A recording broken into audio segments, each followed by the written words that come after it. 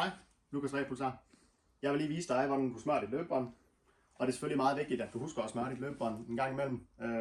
Bånden siger selv til, men det er også godt, at man lige tjekker fysisk nogle gange, og bare lige tjekker, hvor glat underlag det er. Når du køber et løbebånd for os, så følger der sådan en her med.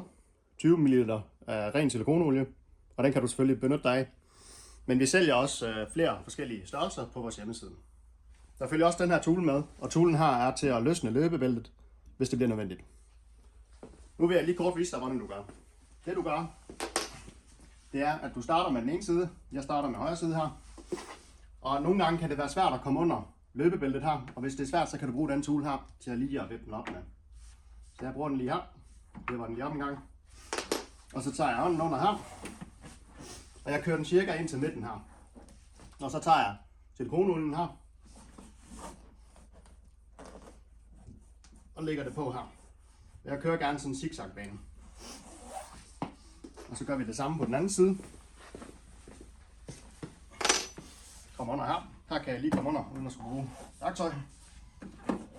Og igen ind til midten her cirka. Og så lægger I bare på. Når I har gjort det, så starter du løbebåndet og sætter det i gang på 2 km i timen cirka. Og så er det vigtigt, at man går i det område, hvor man har smurt på. Så det vil sige, gå rundt små skridt i det område, hvor man løber på.